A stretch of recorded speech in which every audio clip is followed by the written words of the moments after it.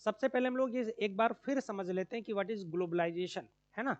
तो देखिए ग्लोबलाइजेशन और इसका एक हिस्टोरिकल कंसेप्ट समझा देते हैं ताकि ये इमर्ज कैसे हुआ, ये चीज़ें कैसे आई, उनके बारे में हमारी जो समझ है वो थोड़ी स्ट्रांग हो जाए, है ना।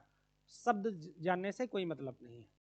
देखिए जो ग्लोबलाइजेशन का जो फेनोमेना है, अगर हम इसके हिस्टोरिकल पर्सपेक्टिव में जाएं, ऐतिहासिक परिप्रेक्ष्य में जाएं, पर्सपेक्टिव, तो ये कंसेप्ट कोई नया कंसेप्ट नहीं है, ठीक। ये बहुत हिस्टोरिकल कंसेप्ट है। फॉर एग्जाम्पल, जैसे जिसको आप हम समझते हैं सिल्क रूट कहते हैं, सिल्क रूट कहते हैं, ये सिल्क रूट बहुत पहले था, जो कि चाइना से स्टार्ट होकर यूरोप तक जाता था, जिस पर चाइना, आप फॉरेन पॉलिसी में जब पढ़ते हो तो जिस पर कहता है कि ये हमारा था। वो सुंग वंश का शासन उस समय हुआ करता था, सॉरी युआंग वंश का शासन हुआ करता था, उस वंश के दौरान से भी इसे माना जाता है।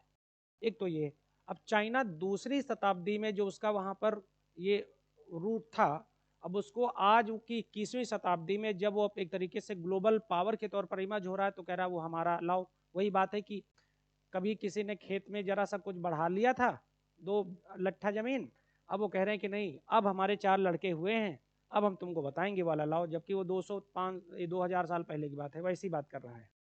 सेकेंड चीज़ ये है कि ये तब इंडिया और जो चाइना है, इन दोनों देशों का व्यापार, अगर हम बहुत पीछे ना जाएं, सिर्फ एंशियंट इंडिया में रहें, ठीक, इंडिया और चाइना का जो एक्सपोर्ट है, ये दोनों देशों का एक्सपोर्ट मिलाकर 46% एक्सपोर्ट होता था। चूंकि जो जो चाइना है ये प्योर एग्रेरियन कंट्री है, थी, मतलब एग्रीकल्चर बेस्ड यहाँ पर चीज़ें थी, और जो इंडिया है, इंडिया को, इंडिया भी एग्रीकल्चर के साथ यहाँ पर जो एमएसएमई सेक्टर है वो बहुत स्ट्रांग हुआ करता था। मतलब अगर आप लोग हिस्ट्री पढ़ोगे तो उसमें हिस्टोरियन लिखते हैं कि ब्रिटिशर्स, चूँकि यहाँ हमारे यहाँ नील की खेती ये सब कुछ होता था ना, तो कहते, और हमारे यहाँ जो चीज़ें बनती थी उनसे, वो कहते थे कि हमें इस सोफ़ा पर बैठने से बहुत नफरत है, क्योंकि हम ऐसा सोफ़ा, ऐसा कलर नहीं बना सकते जो हिंदुस्तान से बनकर आता है।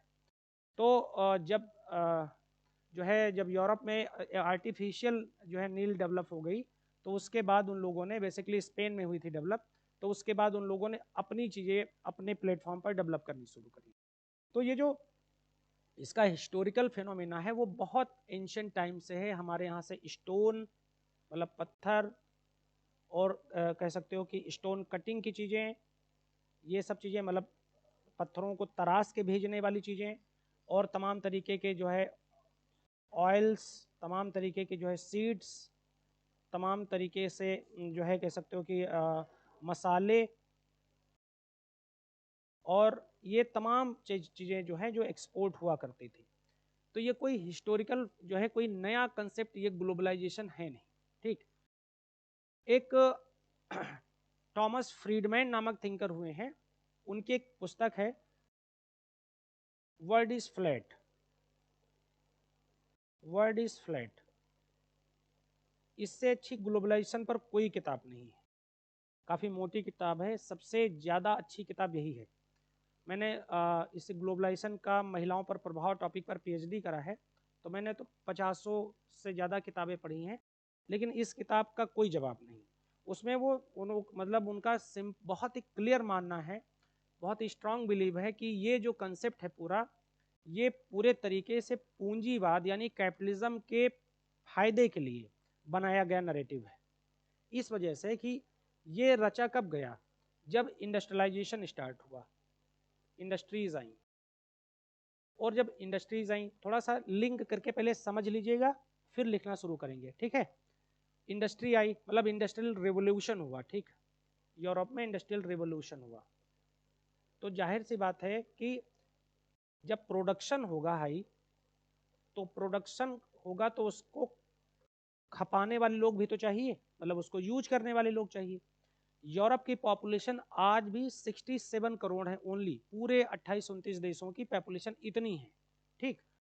और हमारे अकेले उत्तर प्रदेश में इतनी महानता है कि हमें लगता है 25 करोड़ है ना। ठीक, तो उन्होंने पूरी दुनिया का, अब इसके साथ बहुत सी चीजें जुड़ी हुई, जब अब उनका प्रोडक्शन हो रहा था तेजी के साथ, और वो उसको उनको प्रोडक्शन के लिए माल भी चाहिए था, कच्चा माल भी चाहिए था, जिसकी वजह से उन्होंने अपने माल को बेचने के साथ साथ, पहले वो व्यापारी की तरह ही तो आए थे भाई, है ना, तो उसके बाद जहां जहां उन्होंने वो व्यवस्थाएं देखी कि वहां की जो है गवर्नेंस या पॉलिटिकल पार्टी या कह सकते हो राजतंत्र कमजोर है, वहां पर उनको कॉलोनाइज शुरू कर दिया, एक धीरे धीरे करके, तो उसको कॉलोनी बनाना स्टार्ट कर दिया। ठीक, और कॉलोनी बनाने का एकमात्र उद्देश्य, जिस तरह से जब हम मुगल अंपायर को पढ़ते हैं, सॉरी दिल्ली अंपायर को पढ़ते हैं, तो उसमें जो गुलाम वंश था और ये सब सैयद और लोधी वंश था, वो लोग परमानेंट सेटलमेंट के लिए यहाँ आए नहीं थे कि हम परमानेंट सेट होंगे, यहाँ हम आएंगे, लूटेंगे, यहाँ से निकलेंगे। यही ईस्ट इंडिया कंपनी भी कर रही थी। ठीक, और वहाँ की एक ये प्राइवेट कंपनी थी, लेकिन बाद में उन्होंने देखा कि यहाँ तो एकदम घोषित मूर्ख राजा हैं, और उसका परिणाम यानी आपस में बहुत कॉन्फ्लिक्ट होता था राजाओं में, है ना। और जैसे हिस्ट्री में आप लोगों को बताया जाएगा कि जैसे जो अलबरूनी है, अलबरूनी बहुत ही ज्यादा, आ जाइए, बहुत ही बुद्धिमान आदमी था अलबरूनी। वो इंडिया जब आया था तो उसने इंडिया पर एक किताब लिखी थी, उसके अंदर जो एक बहुत खास बात थी कि वो बहुत जल्दी, कहा जाता है कि 2 दिन में एक भाषा सीख लेता था, और किसी से इंटरेक्ट करने की, उसको प्रभावित करने की कला उसमें बहुत जबरदस्त थी। तो जब वो इंडिया आया था तो इंडिया के बहुत से राजाओं से मिलता था, तो जब उनकी राज दरबार में जाता था तो उनकी कार्य प्रणाली को, वर्क स्टाइल को उनके समझ लेता था।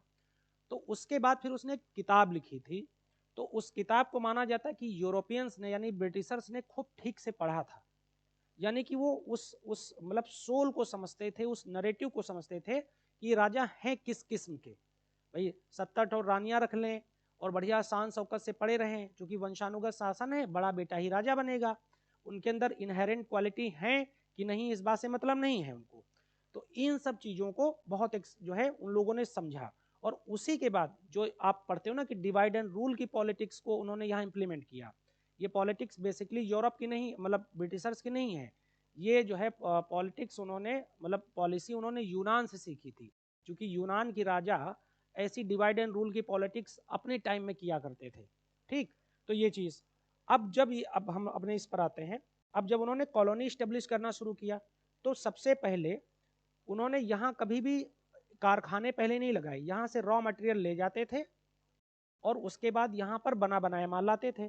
तो जिसकी लाठी उसी की भैंस, सस्ता माल ले गए और महंगा यहाँ पर लाकर बेचा, तो दोनों तरफ से मुनाफा। और जो इंडियन इंडस्ट्रीज थी उनका क्या आलम था कि अगर उनका माल इंडिया में आएगा तो उस पर 7% जो है शुल्क लगेगा, सीमा शुल्क लगेगा, और जब हमारा माल जाएगा बाहर तो उस पर 21% ड्यूटी लगेगी, यानी सीमा शुल्क लगेगा। तो ऑलरेडी ग्लोबल मार्केट में हमारा माल मिडिवल इंडिया में ही महंगा हो चुका था, और प्लस वहाँ इंडस्ट्रियलाइजेशन भी है। तो इंडस्ट्री में सामान बनाना और हाथ से सामान बनाना तुलनात्मक रूप से स्लो है, और वो तेज है, और चूंकि नया नया शुरू हुआ था तो बहुत आकर्षक भी लगता था, अरे वाह प्रिंटेड और ये सब कुछ, ठीक, अपने तरीके से लोग, और वो सस्ता भी था इसकी तुलना में। भाई आप खादी का जो है कुर्ता खरीदो, पता लगा 1500 का है, और इसका जो है चाइनीज खरीदो, वो पता लगा 150 का, 200 का मिला हुआ है, 300 का मिला हुआ है आराम से। तो फिर आदमी कौन खरीदेगा। और जब आप बहुत ही लो क्लास इनकम वाले देश हो, भाई अपने यहाँ परचेजिंग पावर पैरिटी कम है कि नहीं है दुनिया की तुलना में, तो तब सोचो तो बहुत ही कम थी, 18-20 रुपए पर कैपिटा इनकम थी। तो उस सब चीज़ों का बहुत मल्टीपल ढंग से उन्होंने एक्सप्लॉयटेशन किया। अब जो ये इंडस्ट्रीज हैं, ये इंडस्ट्रीज ज़्यादा से ज़्यादा प्रोडक्शन कर रही थी, पूरी ग्लोबल मार्केट पर इनका कब्जा था। ठीक, तो पूरी कोशिश इन लोगों ने कर ली कि हाँ हम अपना माल बेचेंगे, और खूब बेचा, और हमारी जो इंडस्ट्रीज को बर्बाद किया। हमारे यहाँ का जो ये था, कह सकते हो कि जो एमएसएमई सेक्टर था, बेसिकली जो इंडस्ट्रीज थी वो पूरी बर्बाद हो गई। स्वदेशी आंदोलन चले, ये सब कुछ हुआ, लेकिन उससे बहुत कुछ अच्छा हम कर नहीं पाए। ठीक, अगर हम मॉडर्न हिस्ट्री की बात करें तो। लेकिन जब हम जब आज़ाद हुए, हिंदुस्तान जब आज़ाद हुआ, तो उसके साथ हमने आज़ादी के साथ ये सीखा कि जब हमारा कॉन्स्टिट्यूशन बन गया, संविधान बन गया, तो हमने ये सीखा कि दुनिया का क्या नरेटिव है, क्या मॉडल। और उस दौरान एक और चीज़ चल रही थी, उस दौरान एक और चीज़ चल रही थी जिसे कोल्ड वार कहा जाता था। कोल्ड वार पढ़ा दिया गया आप लोगों को। कोल्ड वार का मतलब यह है, देखिए पहले तो प्रथम विश्व युद्ध और द्वितीय विश्व युद्ध हो चुका था, है ना। तो इन दोनों में दुनिया दो ध्रुवों में बट चुकी थी, एक धुरी राष्ट्र थे यानी बेस जो है कंट्री थी, और एक जो है फ्रेंड जो है कंट्रीज थी, मित्र राष्ट्र थे। तो जो धुरी राष्ट्र वाले देश थे और जो मित्र राष्ट्र वाले थे, तो बेसिकली मित्र राष्ट्र वाले देशों ने ये कोशिश करी कि वो बेसिकली कैपिटलिस्ट माइंड के थे, और कैपिटलिस्ट जो माइंड सेट होता है, जहां ना समझ में वहां पूछ लेना, ठीक है।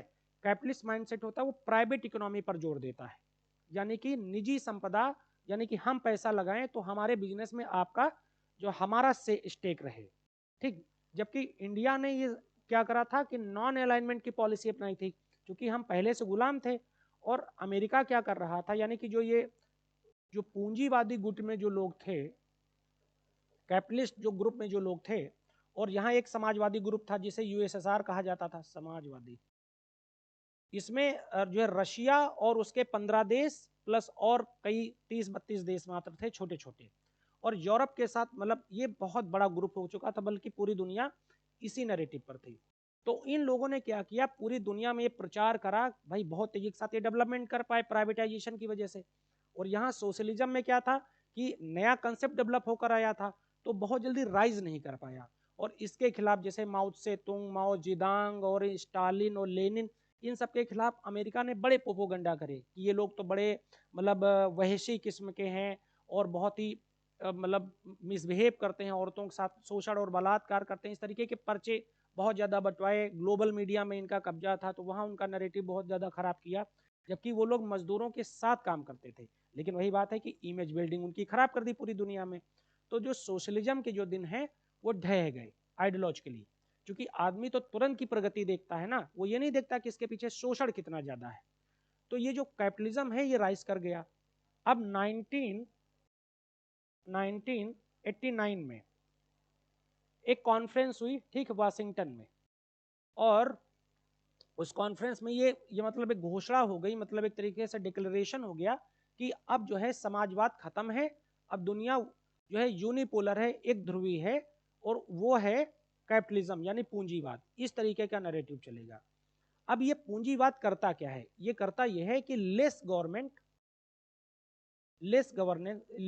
का कंसेप्ट लेकर आ जाता है, और जो प्राइवेट इकोनॉमी है वो हावी हो जाती है, ठीक। अब चूंकि हम एक ऐसे मुल्क थे जो हम उस परेशानी को इतने सालों से बर्दाश्त करते आ रहे थे, तो जब हमने अपना कॉन्स्टिट्यूशन ड्राफ्ट करा तो हमने उसमें एक चीज शामिल करी कि हम मिक्स इकोनॉमी अपनाएंगे, ठीक। अब इस मिक्स इकोनॉमी को जो हमने अपनाया, तो इसमें क्या है, इसमें पूंजीवाद और समाजवाद के दोनों के जो है कॉमन फैक्टर थे। तो जाहिर सी बात है कि जब एक पक्ष पूरे तरीके से, जिसका पूरी दुनिया पे कब्जा है, वो इस कोशिश में है कि कैपिटलिज्म राइज करे, और जब हम आज़ाद हुए थे तो हमारी पॉपुलेशन 36 करोड़ थी, ठीक। अमेरिका की कुछ चाइना की कुछ 42 या 43 करोड़ थी, यानी second largest population south Asia में तब भी हम थे। तो उनको एक बहुत बड़े मार्केट की टीस थी, भाई हम बहुत बड़ी कंज्यूमिंग कैपेसिटी थे, हमारे यहाँ कुछ होता नहीं था।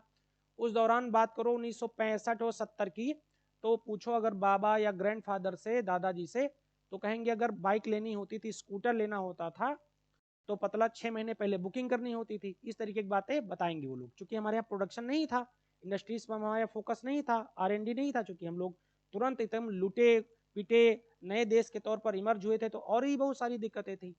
तो मिक्स इकोनॉमी में हम स्लो चले। इसमें क्या था, हमने एक कंसेप्ट आप लोगों ने पढ़ा होगा FII का, ठीक।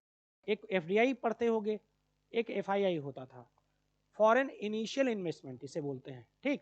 इसमें क्या होता है, जैसे मान लो मेरी ये कोचिंग है, ठीक। जैसे मान लो आप पैसा लगाना चाहते हो, आप चाहते हो कि मैं 20 लाख रुपए लगा दूं, तो हम ये कहेंगे ठीक है तुम्हारे 20 लाख रुपए हम लेते हैं, लेकिन जो डिसीजन मेकिंग होगी इस कोचिंग की वो मेरी ही होगी, फायदा होगा उसमें आपको हम शेयर देंगे।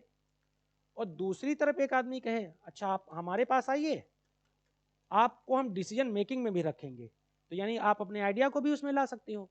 तो हमारे देश में इन्वेस्टमेंट भी नहीं आ रहा था, तो इससे क्या हो रहा था कि हमारी जो इकोनॉमी है वो जस की तस एग्रीकल्चर सेक्टर पर ही बनी रह गई थी, ठीक। एग्रीकल्चर सेक्टर ही हमारे यहाँ सबसे ज़्यादा राइज कर रहा था, और दुनिया में ये FDI का कंसेप्ट आ चुका था।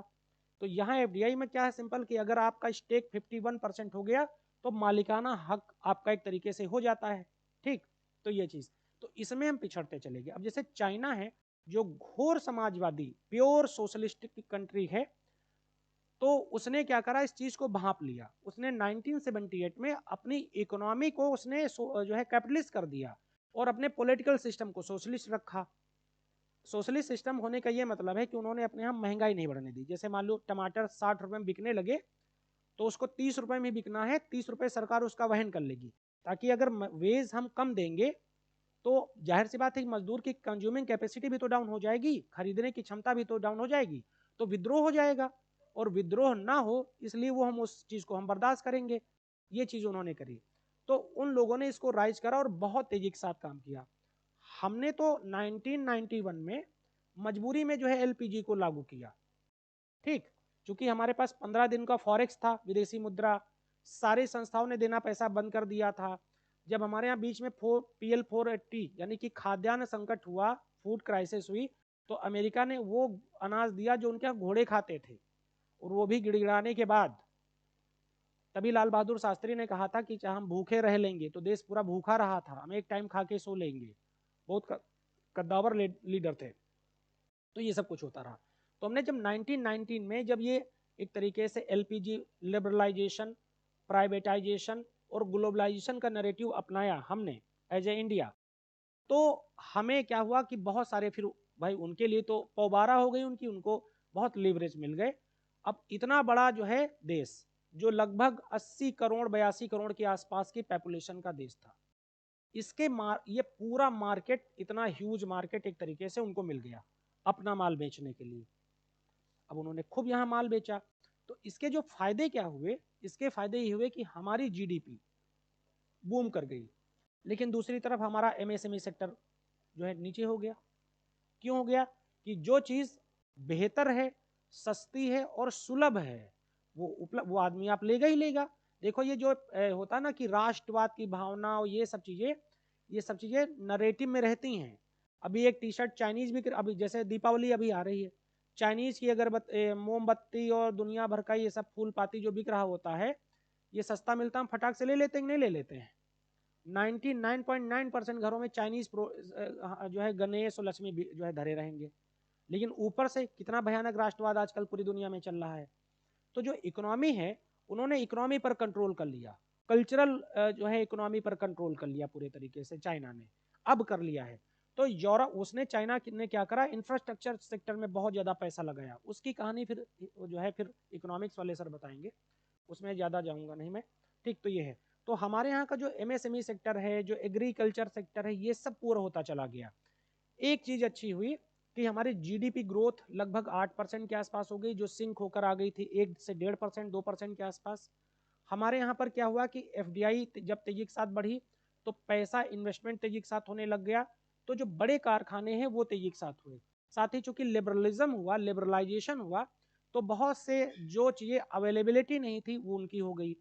कास्ट सिस्टम वो थोड़ा सा फ्लेक्सिबल हो गया, वर्ना सिस्टम फ्लेक्सिबल हो गया, वीमेंस को बहुत सारे राइट्स मिल गए। राइट्स का मतलब लिबरलिज्म आया, तो महिलाएं जैसे काम कर सकती थी, काम के पास उनके पास अवसर थे, इनफैक्ट वो फॉरेन में भी जाकर काम कर सकती थी। इस तरीके के तमाम अच्छी और बुरी चीज़ों का प्रभाव पड़ा।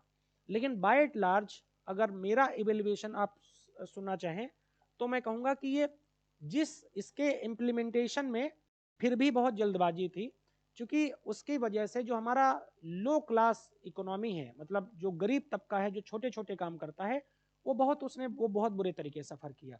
अब आज आप देखो, जैसे अब देखो, आपको अगर आईएएस बनना है, तो हमेशा जरूरी नहीं कि तुम किताबों में रहो, हमेशा जब भी मार्केट में निकलो, बाहर निकलो, हमेशा खुले दिमाग से रखो।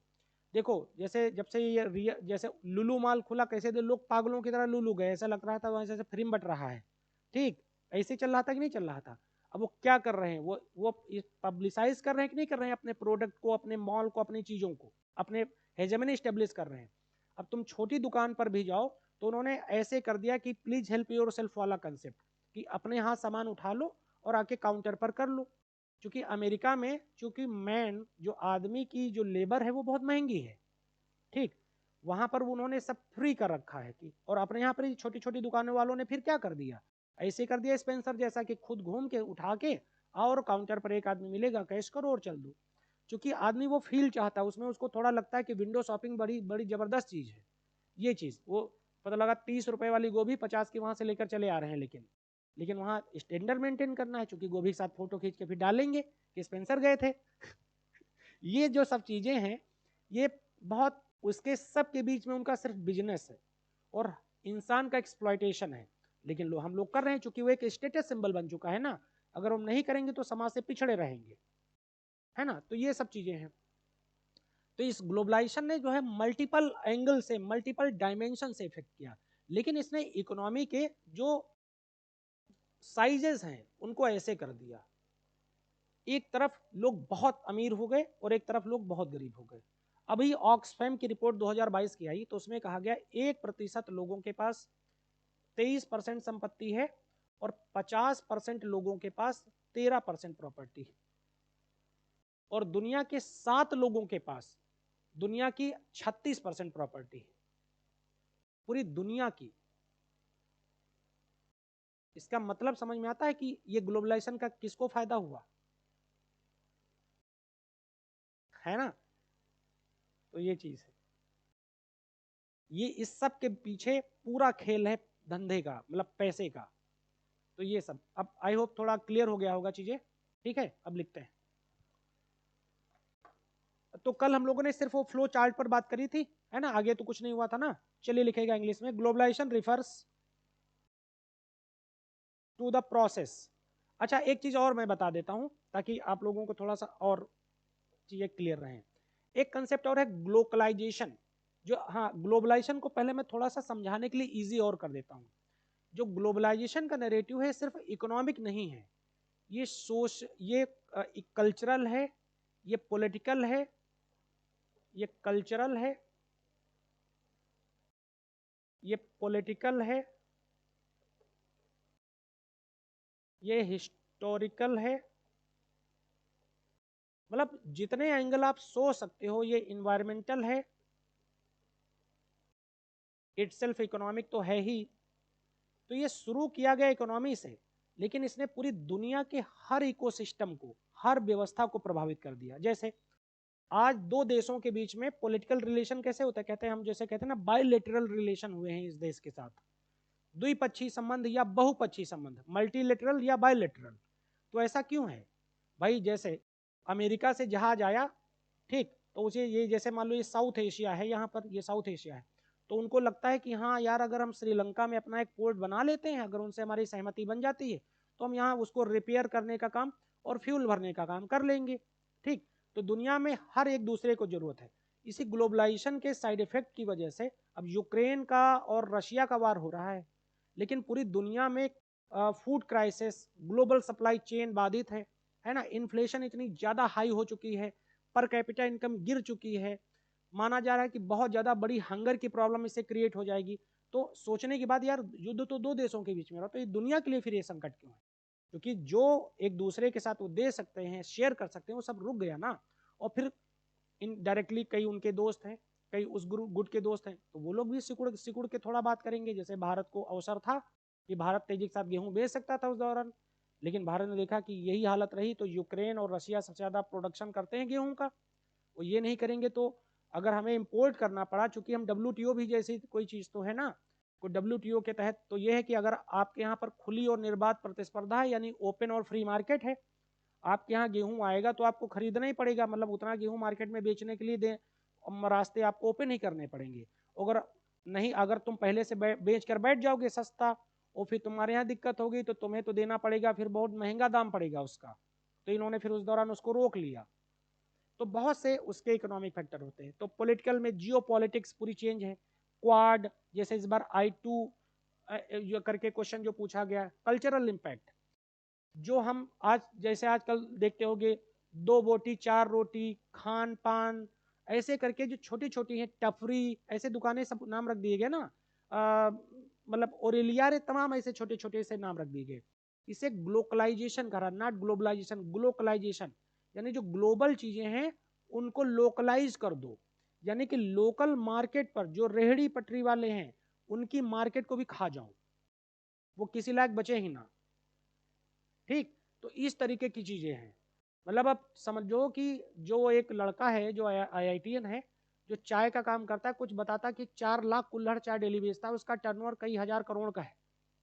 ठीक, तो हमें तो लगता है ना कि उसका टर्नओवर इतना बड़ा है, लेकिन उसके पीछे इन्वेस्टर जो है वो बहुत बड़े होंगे। जैसे अनअकैडमी का आप सुनते हो, अनअकैडमी इतनी बड़ी कोचिंग हो, ये फला ढमका, उसके पीछे कम से कम 500 इन्वेस्टर होगा उसमें, और 500 इन्वेस्टर रोमन सैनिक की जान खाता होगा कि प्रॉफिट लाओ। लेकिन ऊपर से देखने के लिए तो इतनी बड़ी कंपनी है और बहुत सारी कोचिंगों को उसने बर्बाद करके रख दिया।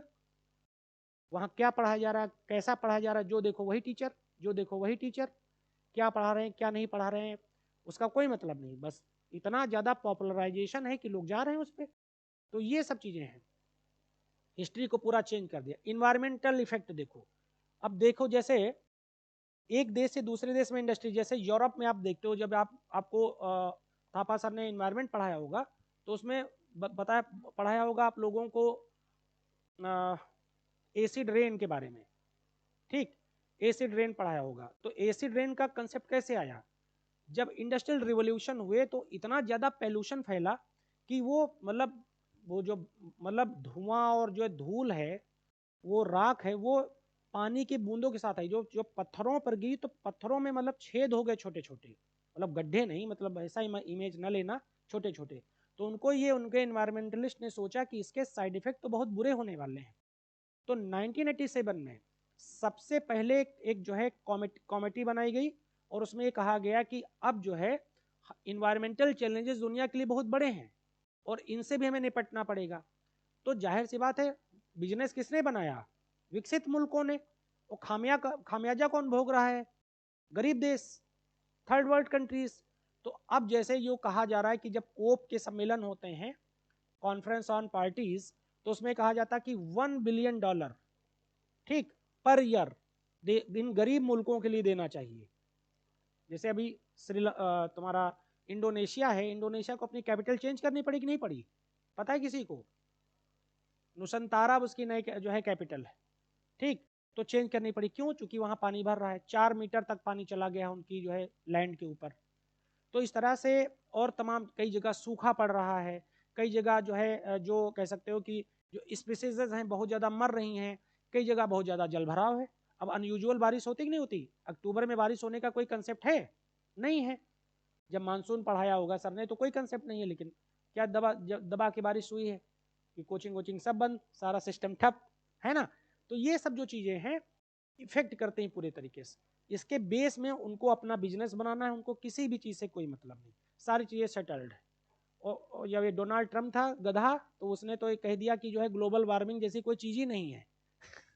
मतलब इतना, मतलब कह सकते हो कि दिमाग से पैदल लोग हैं जो दुनिया की लीड कर रहे हैं, क्योंकि वो ये बात खुद वो गधे नहीं है एक्चुअली, वो बात किसी के दबाव में कह रहे हैं। अब जैसे इंडिया है, अब जैसे तुम लोगों को साइकी समझाता हूँ कि चीज़ें होती क्या हैं। अब जैसे इंडिया में उन्होंने पूरी ग्रीन इकोनॉमी की तरफ मूव कर गए कि नहीं यूरोप वाले, अब अपने यहाँ इंडस्ट्री ऐसी नहीं लगाते जिनमें कस के धुआं निकले, क्योंकि उनके यहाँ वो परेशानियां, वो दिक्कतें वो झेल चुके हैं। तो उन लोगों ने क्या किया, पूरी इंडस्ट्री शिफ्ट कर दी एशिया की तरफ, क्योंकि एशिया में एक तो लोग ज़्यादा, लेबर सस्ता, ठीक, और प्लस हम ये पोल्यूशन क्यों झेलें, हमारे पास तो पैसा है, हम तो इनसे उत्पादन करवाएंगे और इन्हीं के यहाँ प्रदूषण रहे। हम तो बढ़िया क्लीन जो है एनर्जी के नाम पर अपने नए इनिशिएटिव शुरू करें, फिर वही बिजनेस फिर इनको बेचेंगे कि आप अच्छा तुमने जो अभी कर रखा था वो सब बहुत गलत है, अब तुम क्लीन एनर्जी वाला कंसेप्ट अपनाओ। तो वही बात है, जिसके हाथ में जिसकी मतलब क्या बताएं, वो जो कहावत है वही साकार है कि जिसकी लाठी उसी की भैंस वाली बात है। तो ये वाला हिसाब किताब चल रहा है, ये पूरा ग्लोबलाइजेशन का नैरेटिव है। होपफुली आप लोगों को समझ में आया होगा। कोई क्वेश्चन हो तो बताइए, वरना लिखाएं, पढ़ के आया करो, क्वेश्चन पूछा करो। चलो लिखो, globalization refers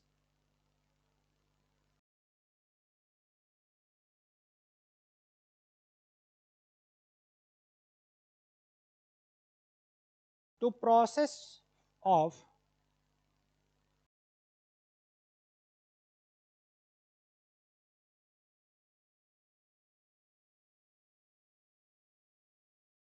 to process of integrating government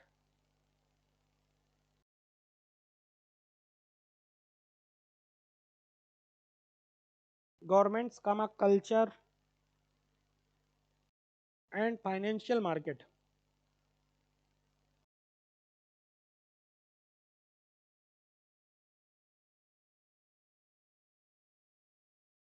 International trade into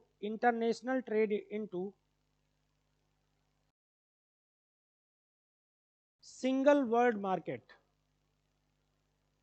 Single world market. Full stop. It is an it is an even increasing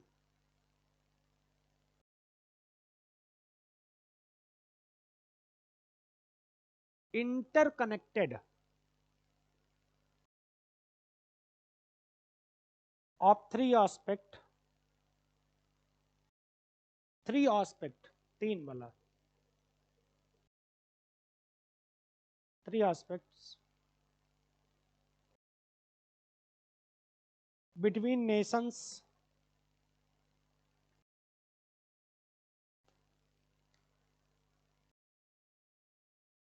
regions and communities.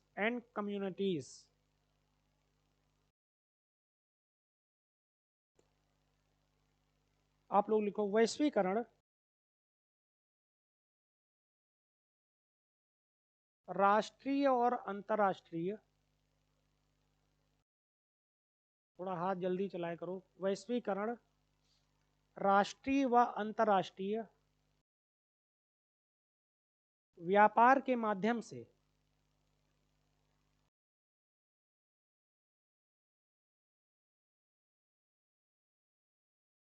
सरकारों,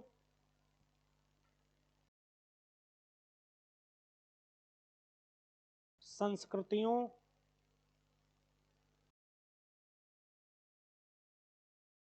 और वित्तीय बाजारों की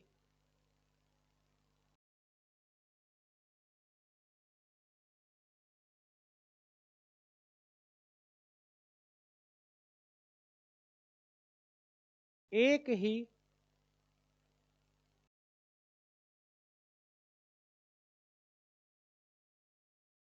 विश्व बाजार में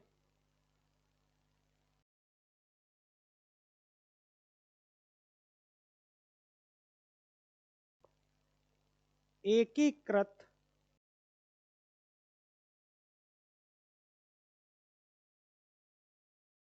करने की प्रक्रिया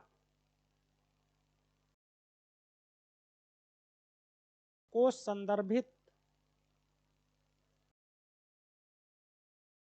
करता है।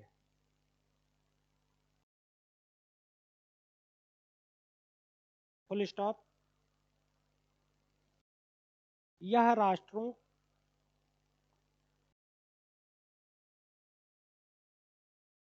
क्षेत्रों,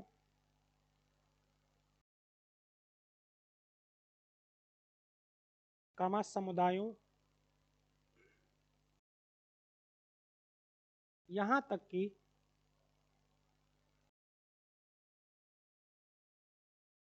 अलग थलग पड़े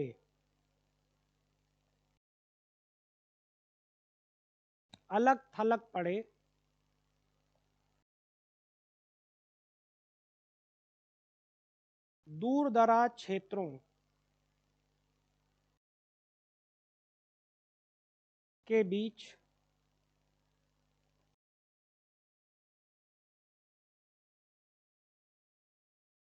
संबंध स्थापित करता है।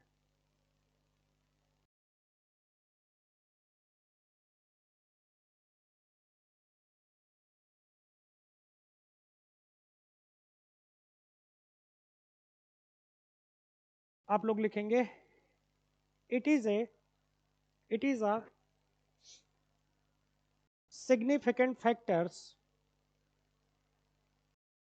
significant factors in competitive world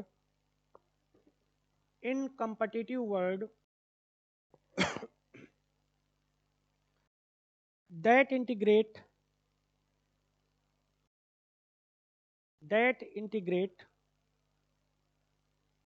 and mobilize culture, values of people at global level.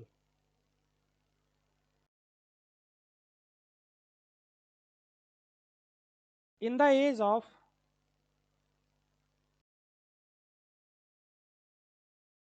rapid technical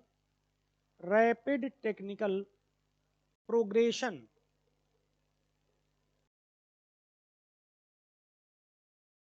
rapid technical progression, many countries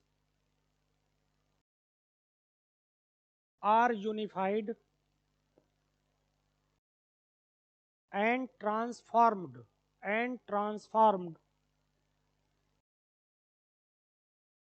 due to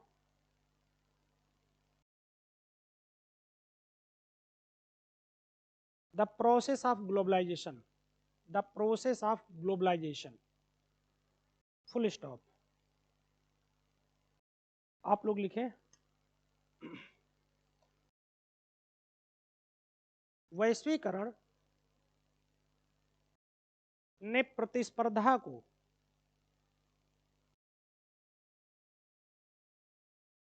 एक महत्वपूर्ण कारक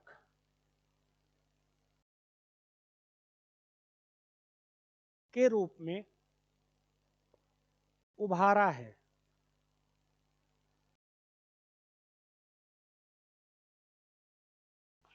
जो सार्वभौमिक स्तर पर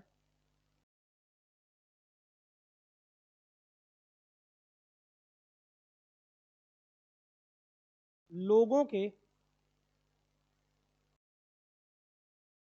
सांस्कृतिक मूल्यों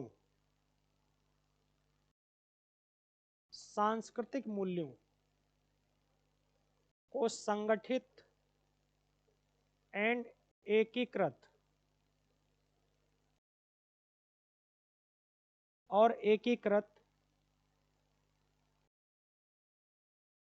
करता है।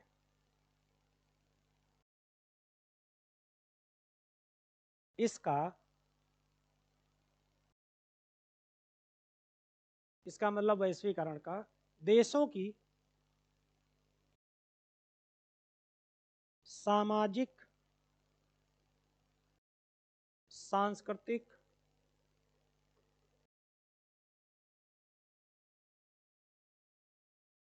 सांप्रदायिक,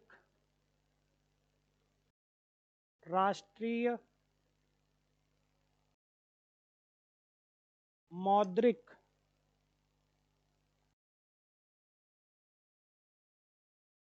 जीवन स्तर पर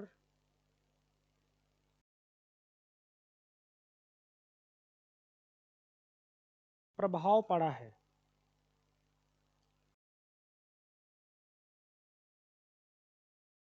आप लोग लिखें globalization has a huge impact, globalization has a huge impact on culture, society, monetary, race,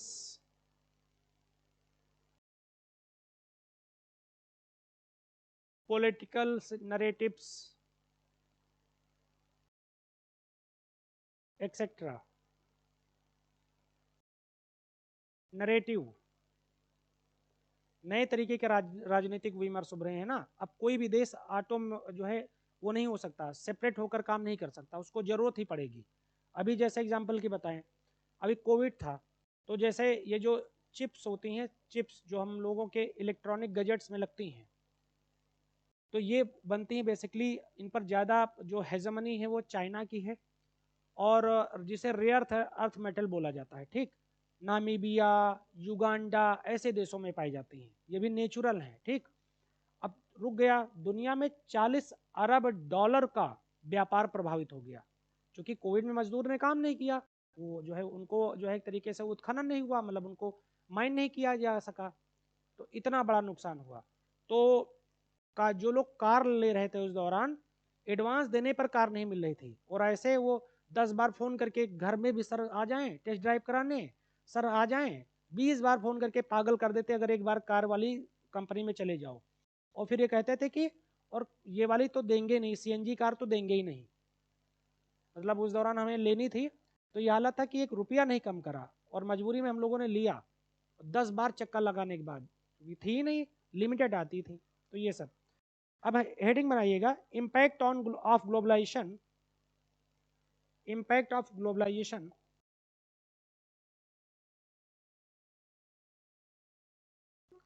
on education in India, impact of globalization on education India, शिक्षा पर वैश्वीकरण का प्रभाव।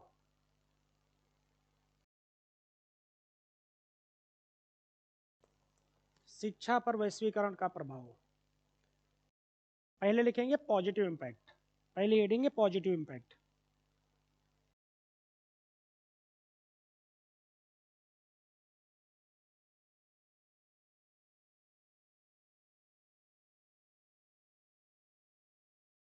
इसमें पहली हेडिंग बनाएंगे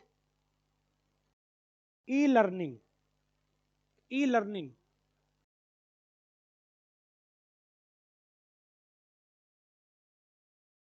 ई लर्निंग लिखिए, introduction of computer learning has revolutionary impact, revolutionary impact on education system। पहले 4-5 साल के लड़के कंचे खेलते थे, कंचे लड़ाते थे, वो अब क्या है कि पता लगा वो कोडिंग सीख रहे हैं, है ना। तो ये है ई लर्निंग का इम्पैक्ट। आप लोग लिखेंगे, अच्छा अभी और एक लिख लो, foreign collaboration,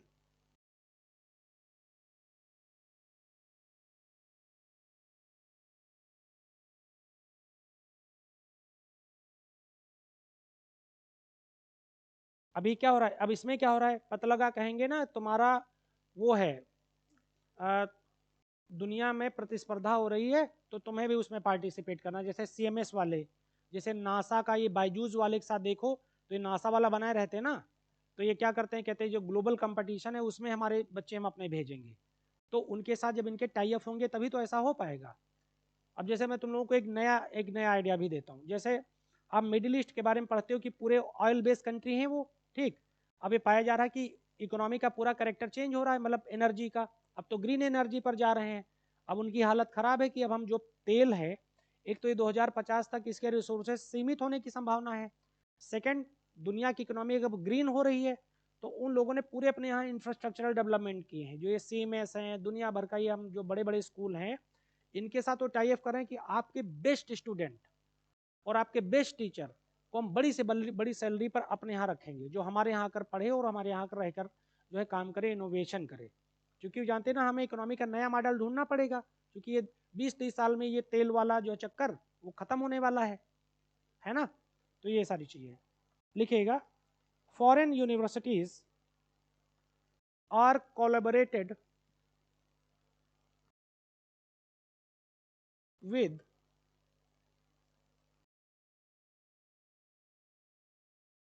different Indian universities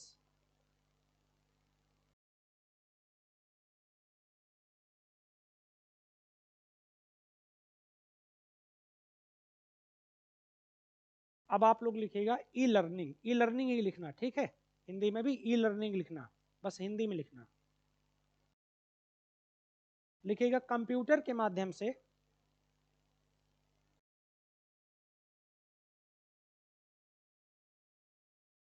सीखने की शुरुआत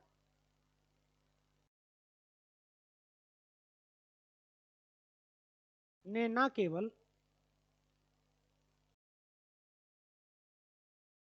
शिक्षा में क्रांति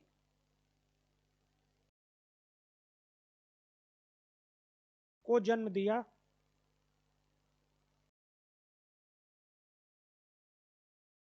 बल्कि सीखने की प्रक्रिया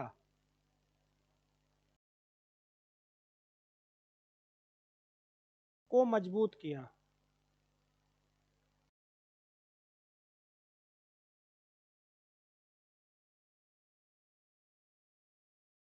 अगला पॉइंट है विदेशी सहयोग। हिंदी वालों के लिए विदेशी सहयोग।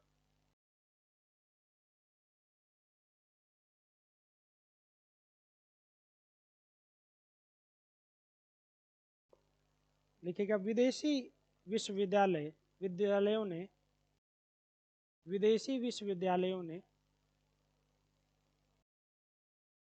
कई भारतीय विश्वविद्यालयों के साथ मिलकर नवोन्मेषी शिक्षा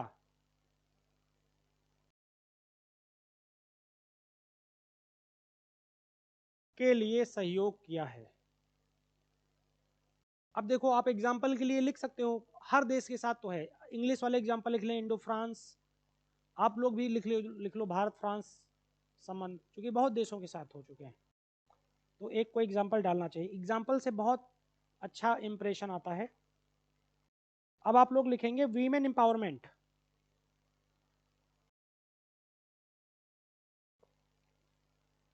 मोर number of girls, women empowerment.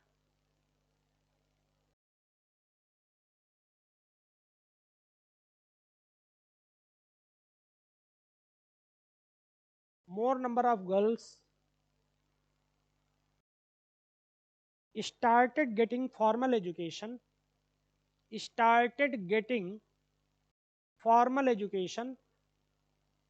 जिनका छोटे वो बता दिया करें, formal education which enabled them to get job and hence financial independence. महिला सशक्तिकरण। हिंदी वाले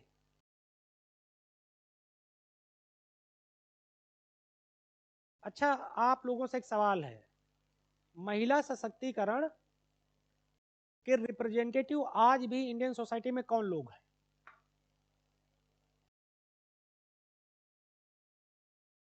over representative of women empowerment in India, बताओ।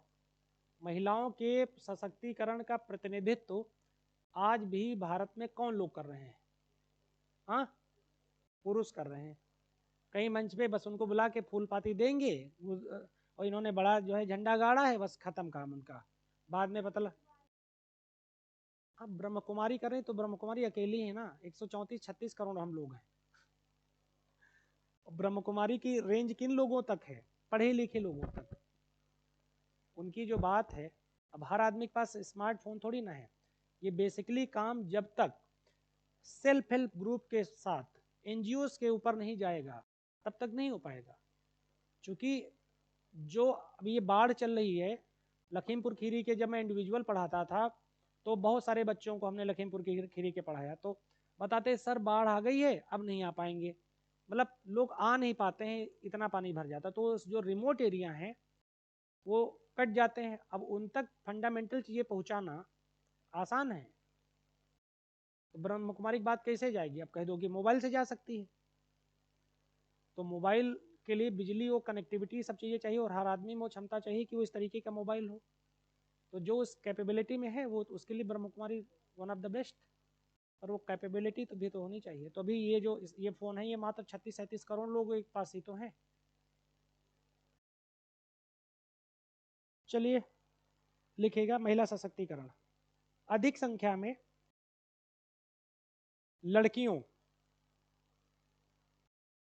की स्थिति को प्राप्त करना,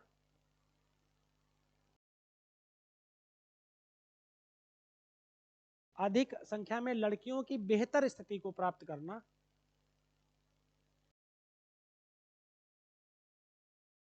इसका उद्देश्य है या महिला सशक्तिकरण का उद्देश्य है।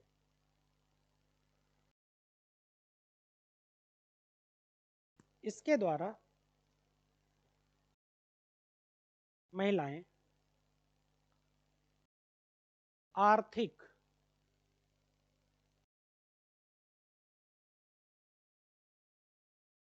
तौर पर सशक्त होती हैं।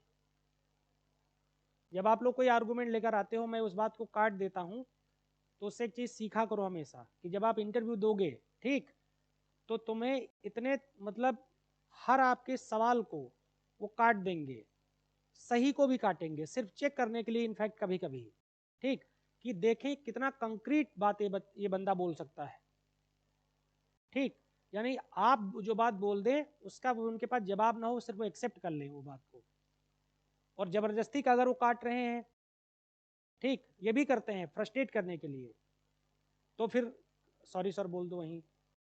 अगर तुम्हें लगता है कि इससे अच्छा तर्क मेरे पास नहीं है तो फिर बहस मत करो, आर्गुमेंट पे ना जाओ। आर्गुमेंट पे जाओगे तो 100 नंबर 90 नंबर पाओगे। ये सब चीज़ें मैं इसलिए सिखा रहा हूँ ताकि यही प्रोसेस है लर्निंग की, वो अलग से इंटरव्यू की तैयारी नहीं होगी। अभी मेंस का रिजल्ट आ जाएगा और 10 दिन बाद इंटरव्यू शुरू हो जाएंगे, तो क्या 10 दिन में सब इंटरव्यू कोई सीख लेता है कि कैसे देना है? वो कुछ कोचिंग संस्थान जो इसे बनाते हैं वीडियो, उस चक्कर में बेटा मत रहना। इंटरव्यू एकदम अलग तरीके से होता है, कि कभी वो क्लास लूंगा तो मैं बताऊंगा। मैंने 4 बार यूपीएससी का इंटरव्यू दिया है, ठीक है। वो अलग ही पूरा सीन होता है, पूरा अलग प्रोजेक्शन होता है, अलग ही माहौल होता है।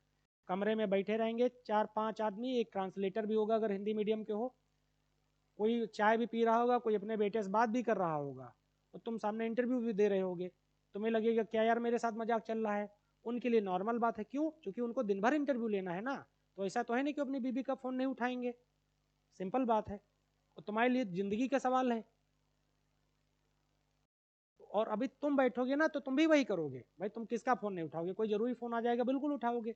अब तुम्हें लग रहा है कि यार मैं इतना पढ़ पढ़ के आया, मैं तो बात बोल रहा हूँ, ये तो सुन ही नहीं रहे हैं।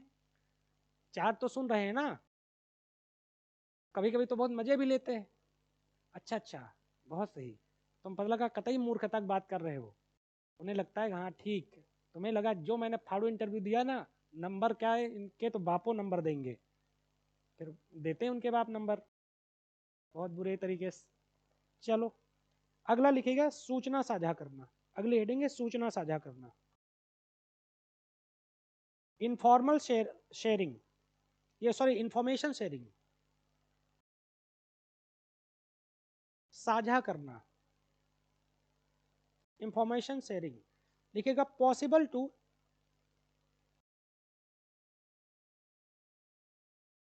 To interact more effectively across the cultural boundary, across the cultural boundary, full stop. सांस्कृतिक सीमाओं से आगे बढ़कर,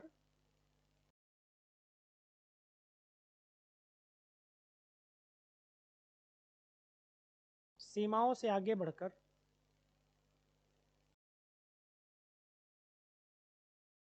अपनी बात पहुंचाना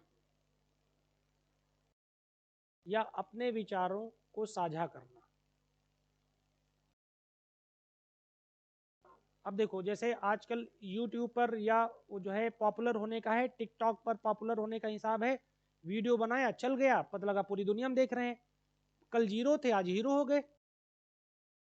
ये जो फिजिक्स वाला है, ये कईयों बार जो है यूट्यूब पर ट्राई करे, हर बार फेल हुए। वो एक बार ऐसा चमक गया वीडियो, उसके बाद इतना फंडिंग है कि 10-12 हज़ार करोड़ की फंडिंग आ गई। अब पूरा छाए हैं, जिसको देखो वही काली टी शर्ट में PW लिखे घूम रहा है ना। तो ये चीज़ें होती हैं। तो ये जो चूंकि आपकी बात यानी कि उस वीडियो को कितना ज़्यादा या किसी भी आपकी बात को कितना ज़्यादा जो है स्पेस मिल सकता है, जबकि ऑफलाइन में वो स्पेस नहीं है ना। तो ये चीज़ है, तो इसीलिए कहा जाता है इंफॉर्मेशन शेयरिंग बहुत मतलब एक सीमाओं से बाहर है। अगला लिखिएगा skill for global economy.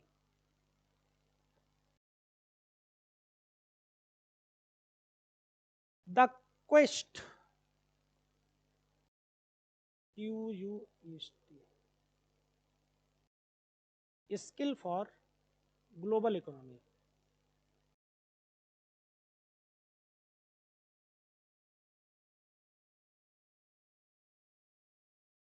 The quest, quest का मतलब होता है चेंज लाना। इन द रेफरेंस, अभी मैं बताऊंगा, ठीक।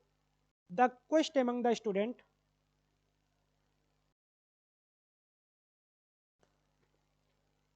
To learn new skill like coding,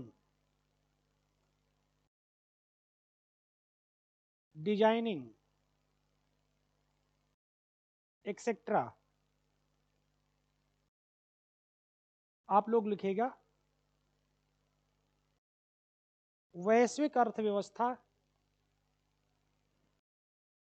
हेतु कौशल, आपकी हेडिंग ये है। अब देखो इसका ये मतलब है कि पहले लोग क्या पढ़ते थे, काखा गाघा ABCD, और अब क्या पढ़ रहे हैं, उसी उम्र में कोडिंग पढ़ रहे हैं। तो चेंज आ गया कि नहीं आ गया पढ़ने की और लर्निंग की कैपेसिटी में, और वो भी इनहांस हो गई है। लिखेगा छात्रों में कोडिंग और डिजाइनिंग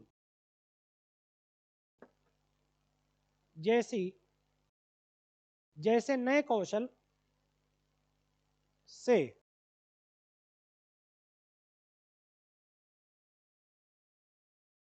प्रारंभिक स्तर पर नए अवसर सृजित हो रहे हैं।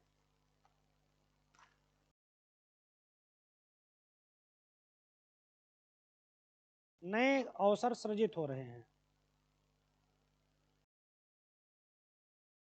अब लिखो निगेटिव एस्पेक्ट,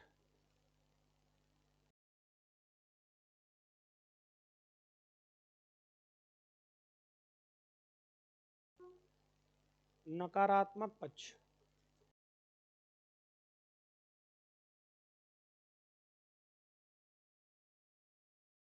नकारात्मक पक्ष, तो पहला लिखेगा स्ट्रक्चरल इशू, संरचनात्मक मुद्दा।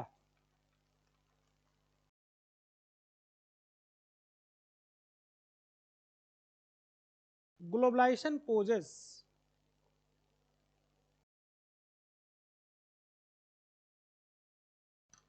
challenges like faculty storage,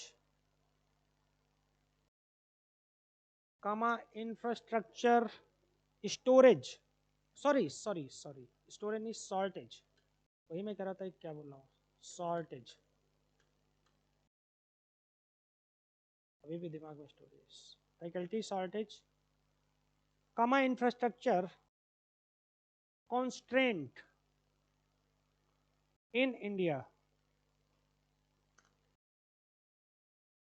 देखो वैश्वीकरण ने विशेष रूप में बुनियादी ढांचे के समक्ष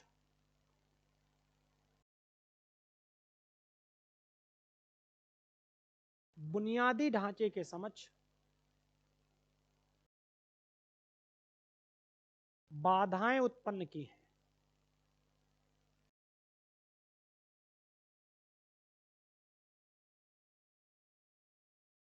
जैसे संकायों की कमी, हिंदी में फैकल्टी को संकाय बोला जाता है, संकायों की कमी। यूनिवर्सिटी जाओगे तो लिखा होगा हिंदी संकाय, संका मत लिख लेना, संकाय लिखना। अब देखो इसको यहां पर ऐसे है, जैसे ब्रेन ड्रेन का आप लोगों ने कंसेप्ट पढ़ा है, मैंने ही बताया अपनी क्लास में, ब्रेन ड्रेन, हाँ या ना भाई, नहीं, प्रतिभा पलायन बोलते हैं।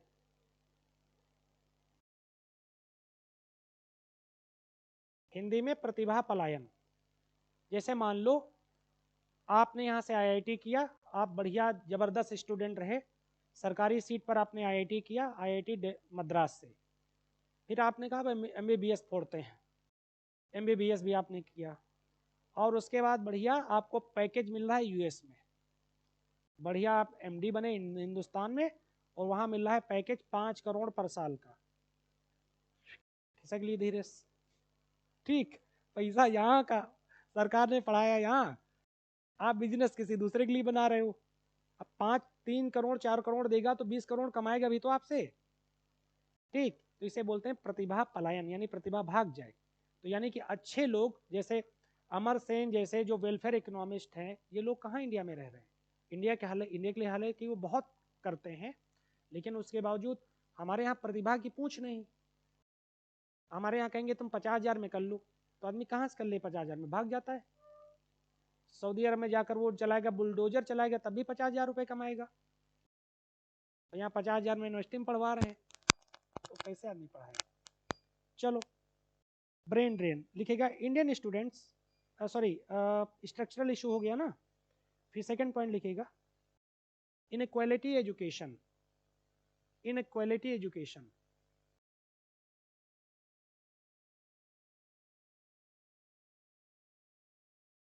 असमान शिक्षा।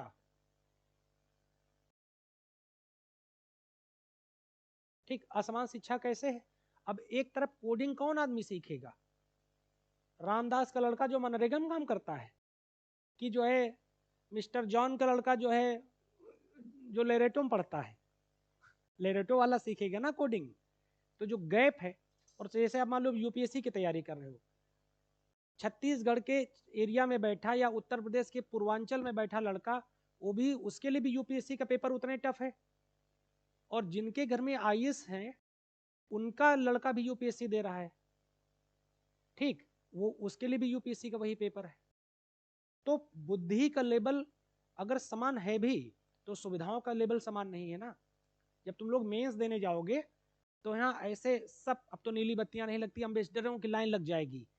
पता लगा मम्मी भी आए हैं, पापा भी आए हैं, नौकर जूस भी लिए हैं, और सब कुछ। और एक सामान्य लड़का देख रहा है, यार कहाँ यार छोला पूड़ी मिल जाए तो मैं खा लूँ अभी तुरंत, फिर रिवीजन करना, फिर 3 घंटे जाकर लिखना है। मतलब ऐसे,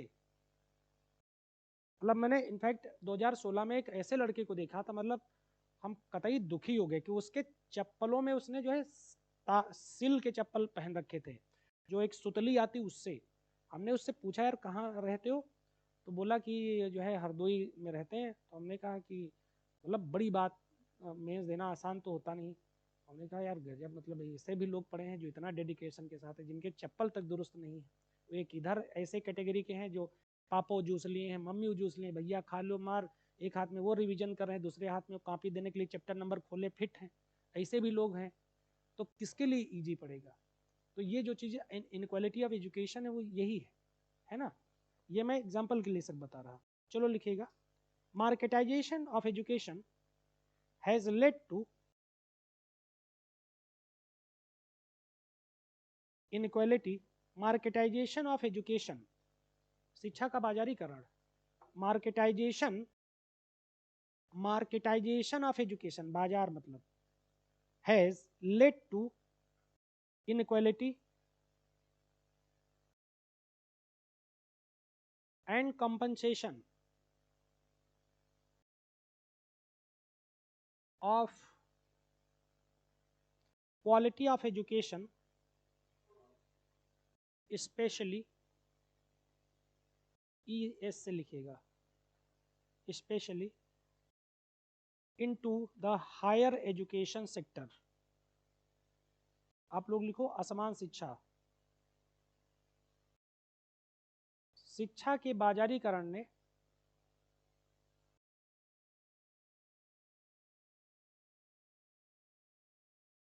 विशेष तौर पर उच्च शिक्षा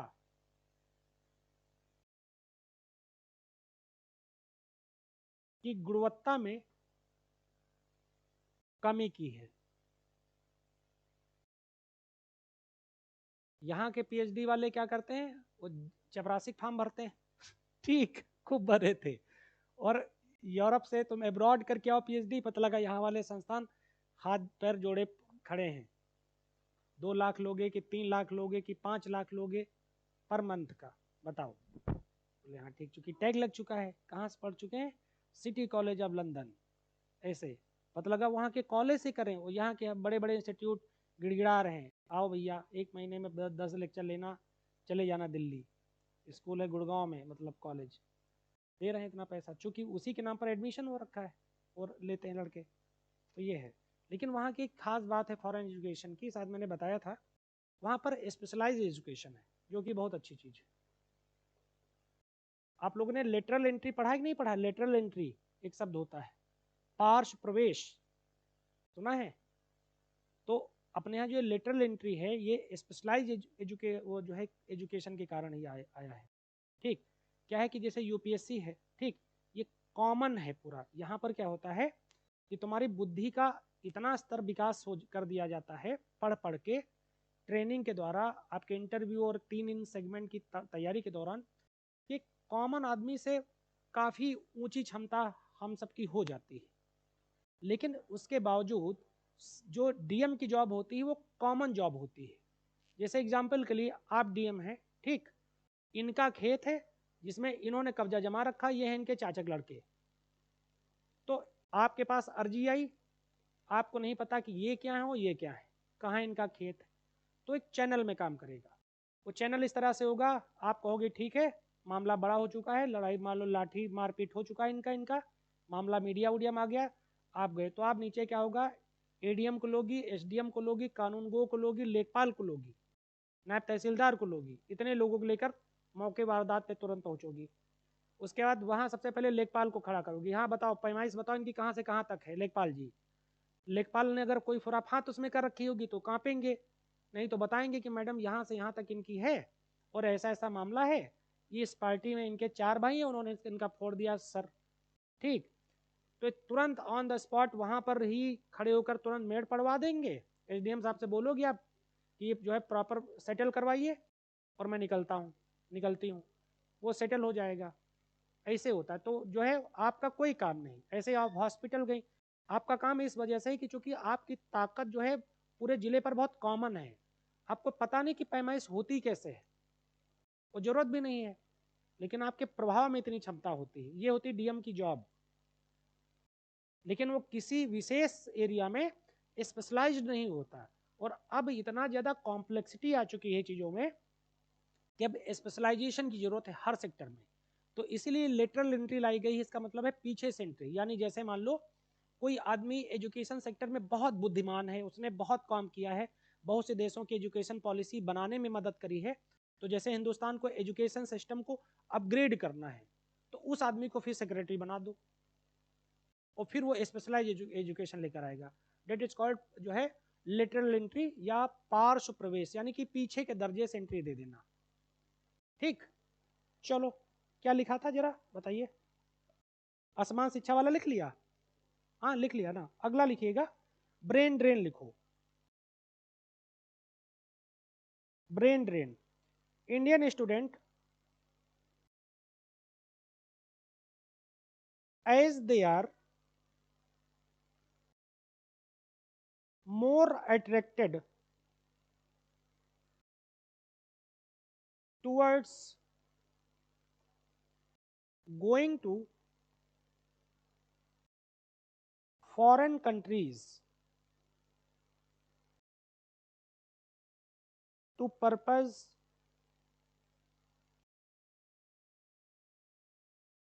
sorry, to pursue लिखिएगा, pursue their studies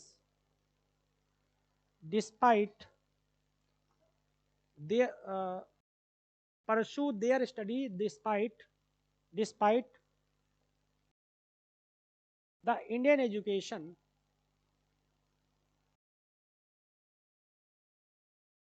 being more demanding। आप लोग लिखो भैया प्रतिभा पलायन।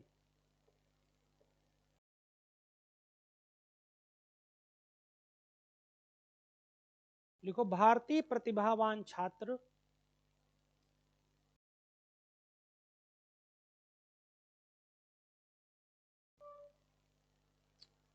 भारत में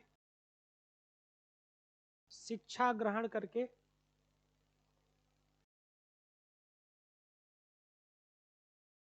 विदेशों में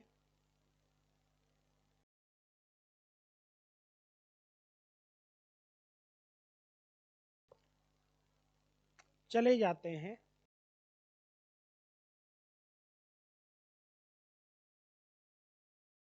या वैश्विक जरूरतों के अनुसार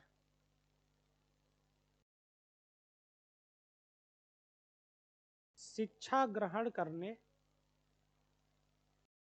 जाते हैं।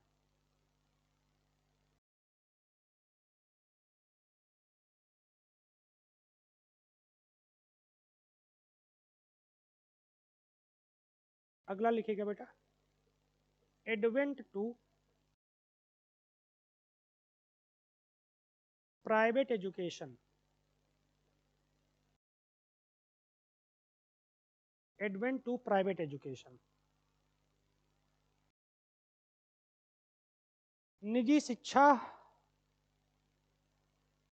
का आगमन। लिखिएगा, कोचिंग संस्थानों में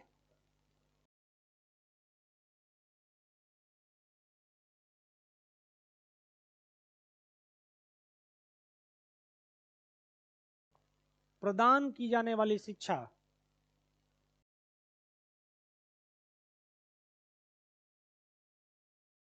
शैक्षिक असमानता को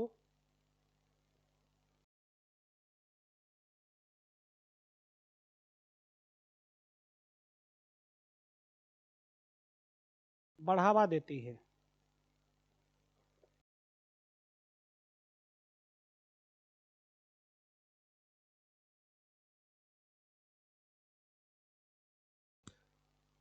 अगला पॉइंट लिखिएगा, value erosion.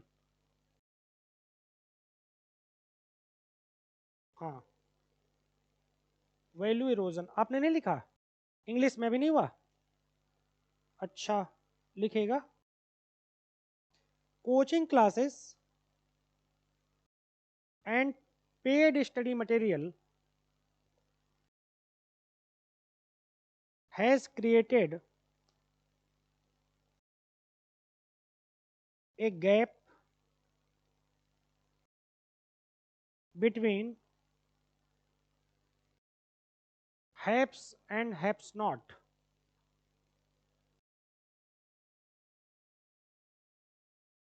Haves and haves not.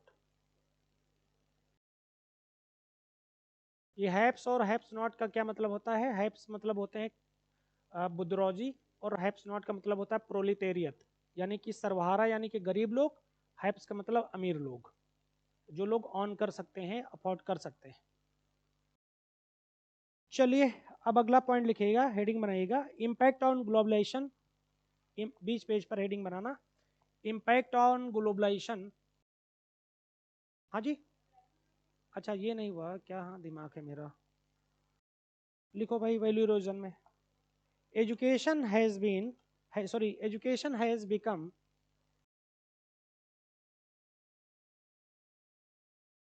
much more career oriented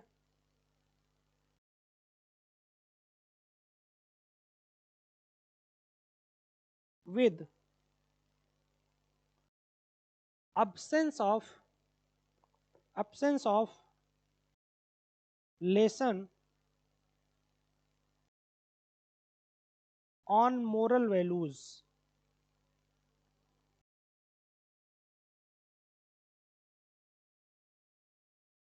ठीक, लिखेगा मूल्यों का संकट या मूल्यों में गिरावट।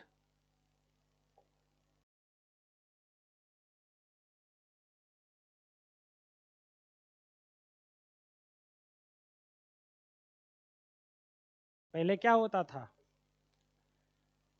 गुरुजी के साक्षात लौट जाते थे चरण दंडवत लगा के टीका, गुरुजी ने जो कह दिया वो शुरू। और अब क्या है तुम लोग तो स्टूडेंट हो, जान ही रहे हो। तो उसके कारण के पीछे जो है, जो ये कोचिंग इंस्टीट्यूशंस का, जो एजुकेशन का जो फॉर्मलाइजेशन हुआ है, उसमें वैल्यू सिस्टम गायब हो चुका है, ठीक। और वैल्यू सिस्टम में दोनों का हैरेसमेंट है, टीचर का भी है और बच्चों का भी है, क्योंकि बीच में जो प्लेयर्स हैं वो कोई दूसरे हैं। अब जैसे किसी टीचर से कह दिया गया कि 100 घंटे में पूरा ऑप्शनल सब्जेक्ट पढ़ा दो, उसे उसके ऊपर ये दबाव डाल दिया गया, उसको काम की जरूरत है, पढ़ा देगा 100 घंटे में। बच्चे को तो तब पता चलेगा ना जब वो 2 साल बाद पढ़ेगा वही नोट्स, तब कहेगा अच्छा पैसा लिया 1 लाख, बेवकूफ़ बनाया, पहले तो उसे कुछ पता नहीं है, तो पहले तो उसे बहुत अच्छा लगेगा। तो ये सारी दिक्कतें होती हैं। तो जो वैल्यू सिस्टम है वो खराब हो गया, यानी जो जो गैप है, जो मतलब जो कम्युनिकेशन है, उस कम्युनिकेशन के बीच की जो चीज़ है वो किसी तीसरे ने खींच ली है। टीचर्स कभी नहीं चाहता कि जो है बच्चे का बुरा हो, और बच्चा तो अपना भला चाहता ही चाहता है, लेकिन उसके बीच में जो थर्ड पार्टी है, वो थर्ड पार्टी सारा गेम खेलती है। इतने देर में ये चीज़ कर दो, उतनी देर में करो वो चीज़, तो फिर कैसे करोगे? फिर आप निपटा दोगे जैसे तैसे। और जब बच्चे को कुछ नहीं पता तो तब तक वो भगवान उस नोट्स को मानेगा जब तक उसको नहीं पता, और जब पता चलेगा तो फिर देगा प्रसाद घर में बैठ के, सारी जितने भी दे सकता है उतनी देगा गालियां। भारतीय अर्थव्यवस्था पर वैश्वीकरण का प्रभाव, impact of globalization on Indian economy. हाँ जी, आप लोगों ने लिखा ये क्या हो रखा यार आज। लिखो, निजी शिक्षा के कारण, निजी शिक्षा के कारण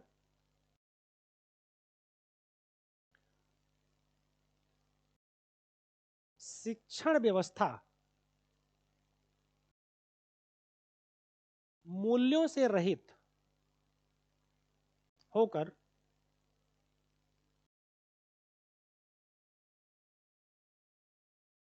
संविदा आधारित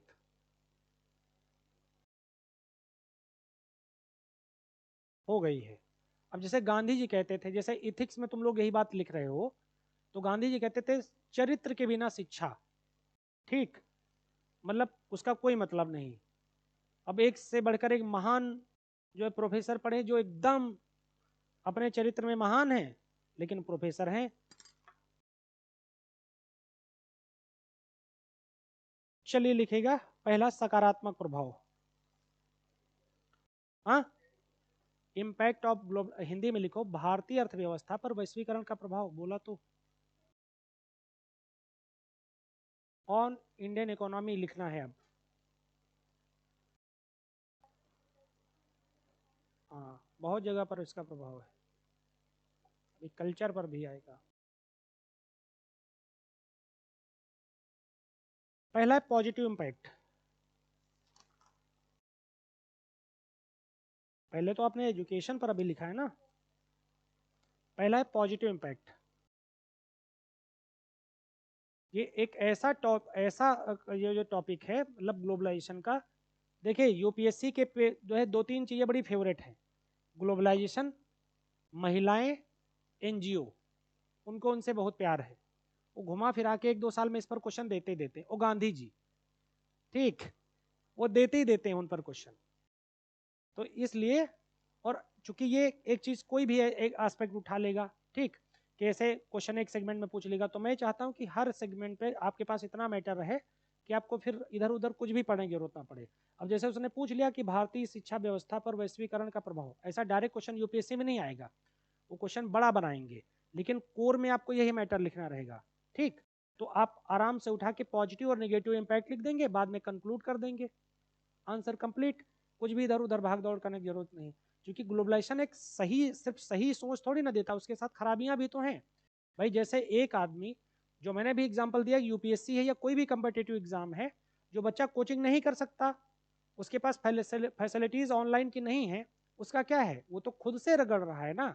तो जो एक बेस्ट टीचर से पढ़ रहा है, जाहिर सी बात उसकी तुलना में वो कम बेहतर प्रदर्शन करेगा, चाहे तो दोनों का आईक्यू लेवल सेम हो, लेकिन उसको बढ़ा दिया गया और वो वहीं पर है। तो ये चीज है, पहला लिखिएगा सकारात्मक प्रभाव या पॉजिटिव इम्पैक्ट।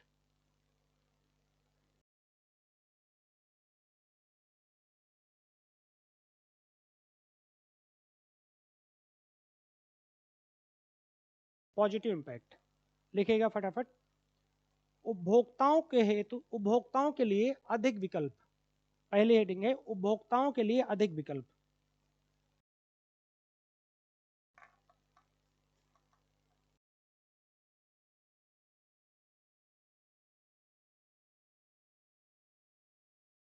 उपभोक्ताओं के लिए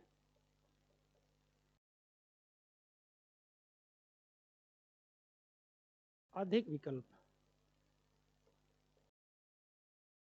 लिखेगा वैश्वीकरण,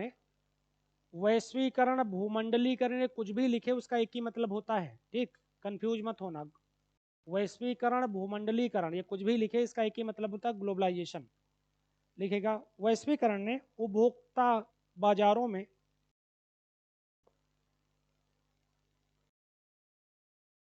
तेजी लाकर नई श्रृंखला का निर्माण किया है। कैसे? आपने जोमेटो से बुक किया ऑर्डर और 15 मिनट में खाना आपके घर पर, ठीक, तो नई उपभोक्ता श्रृंखला बन गई कि नहीं। चलिए लिखेगा more choice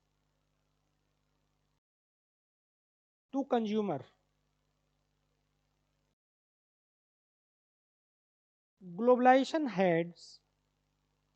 globalization has led to boom consumer products market, full stop. It's create a range of choice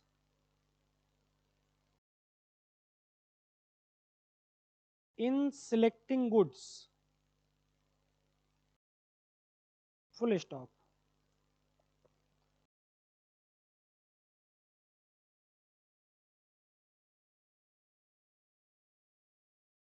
आप लिखिएगा नौकरियों की संभावना, उच्च नौकरियों की संभावना।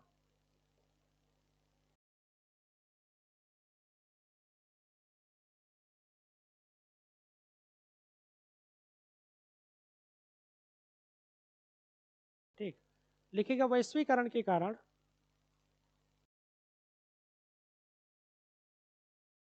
विदेशी कंपनियों के अलावा विदेश में जाकर भी व्यक्ति नौकरी कर सकता है।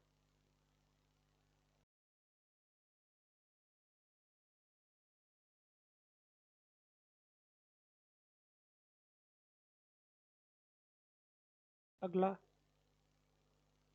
उच्च प्रयोज्य आय, हाई डिस्पोजेबल इनकम, उच्च प्रयोज्य आय।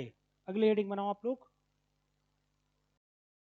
लोग लिखो greater number of job, greater number of jobs.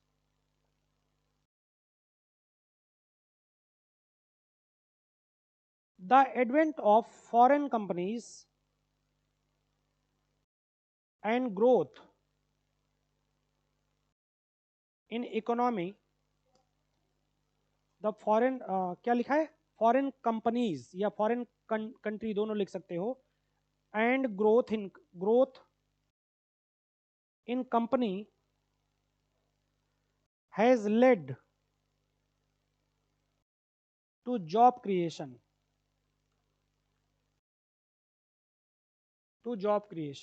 आप लोग लिखो उच्च प्रयोज्य आय में लिखेगा उच्च आय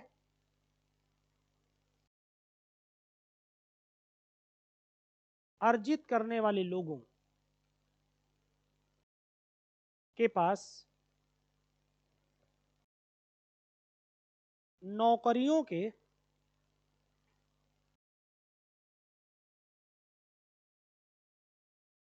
अधिक अवसर हैं।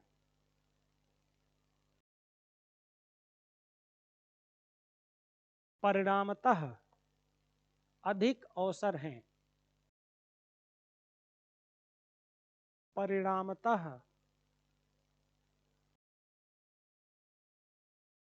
उत्पादों की मांग में भी वृद्धि हुई है। भाई जब आप कमाओगे नहीं तो खर्च नहीं करोगे, सिंपल बात है। No income no tension. चलो लिखो भाई, हायर डिस्पोजेबल इनकम, लिखेगा people in cities working in high paying, peoples in cities, हाँ हाँ जी, people in cities working in high paying jobs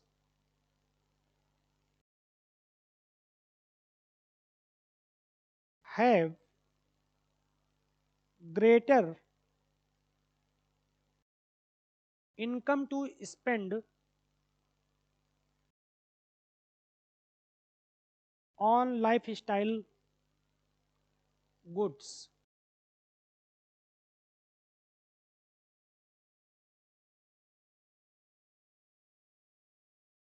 अगला लिखो भाई आप लोग, व्यापारियों के बीच प्रतिस्पर्धा, व्यापारियों के बीच प्रतिस्पर्धा,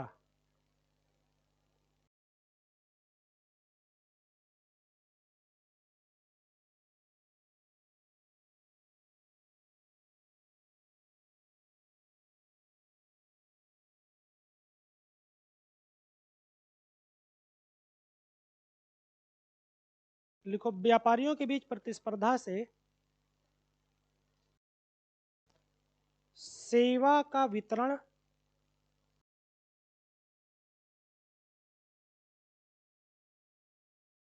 एवं उत्पाद की गुणवत्ता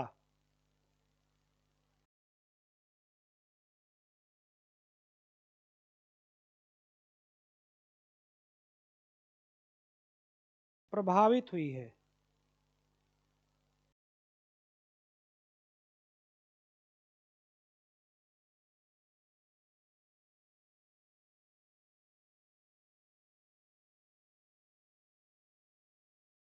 आप लोग लिखेगा कंपटीशन बिटवीन बिजनेसमैन, बस इतना ही लिखना है इसमें, कंपटीशन बिटवीन बिजनेसमैन। भाई कैसे प्रभावित हुई, चलो बताओ। प्रतिस्पर्धा का फायदा किसको है, कंपटीशन का फायदा किसको है व्यापारियों के बीच में, हाँ कंज्यूमर को। कैसे,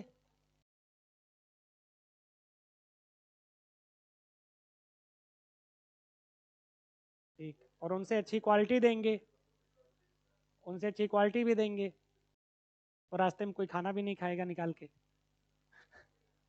ये भी तो मामला आया था। सही बात है। अब लास्ट पॉइंट लिखिएगा, निवेश के प्रवाह में वृद्धि, निवेश के प्रवाह में वृद्धि,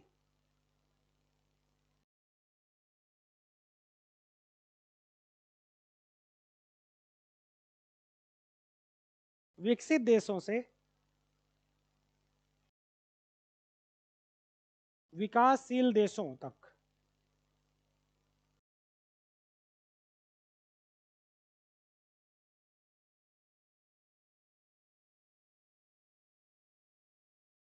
वस्तुओं का, वस्तुओं की पहुंच का निर्माण,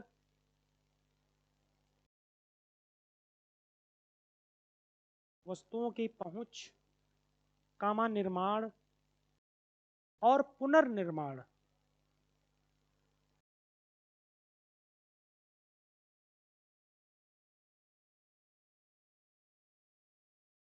तेजी से आर्थिक विकास के लिए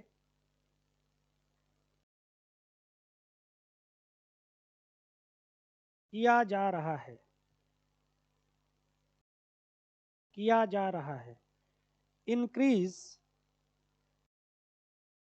द इनफ्लो ऑफ, अच्छा उसमें उतना ही लिखने की जरूरत थी, लेकिन लिखना है तो लिख लो। This led to better service delivery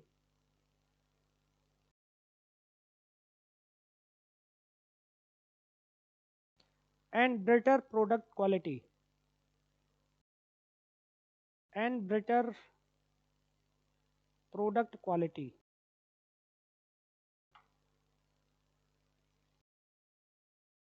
अगला लिखेगा increase the inflow of investment, increase the inflow of investment from developed countries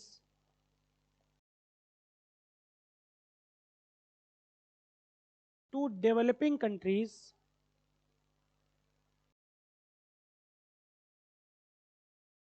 which can be used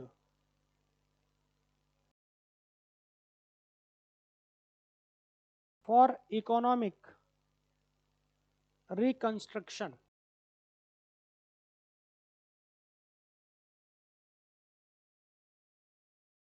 जैसे एक नाम आप लोग सुनते होंगे, जैसे फ्रेंचाइजी कहेंगे, उस कंपनी की फ्रेंचाइजी है ना।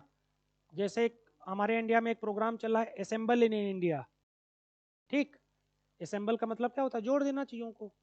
तो असेंबल इन इंडिया क्यों हो रहा है, जैसे अभी भी जैसे एप्पल की कंपनी ने इंडिया में जाकर चेन्नई में अपना सेंटर खोल दिया है ना। तो उसका फ़र्क क्या है, क्योंकि हमारे यहाँ लेबर सस्ता है, बनेगा अभी भी चाइना, एप्पल का प्रोडक्ट चाइना में ही असेंबल होने के लिए इंडिया में आएगा। क्योंकि हमारा वो इंजीनियर, जो अमेरिका के इंजीनियर 1 करोड़ रुपए 1 साल का लेगा, वो हमारा इंजीनियर 30 लाख में काम करने के लिए 25 तैयार है, ठीक। तो वो असेंबल यहाँ करेगा उस सस्ते में, तो जाहिर सी बात है वो प्रोडक्ट उनको चीप पड़ेगा, वो फ़ायदा उनको ज़्यादा होगा, ठीक। तो ये चीज़ें पॉसिबल हैं एक दूसरी जगह ऊपर जाने के लिए। हमारा कोई अच्छा कुछ बेहतर है सर्विस सेक्टर में या किसी भी सेक्टर में, तो विदेश में जाकर ऐसे ही काम करेगा। तो ये इससे ये चीज़ें बेहतर हो जा सकती, ग्लोबलाइजेशन के ये फायदे है ना, ठीक। अब यहाँ पर क्लास रोकेंगे, टाइम हो चुका है। आपका कोई सवाल है तो पूछिए आप लोग। सबसे तकलीफ की बात यह है कि आप लोगों का कोई सवाल नहीं है।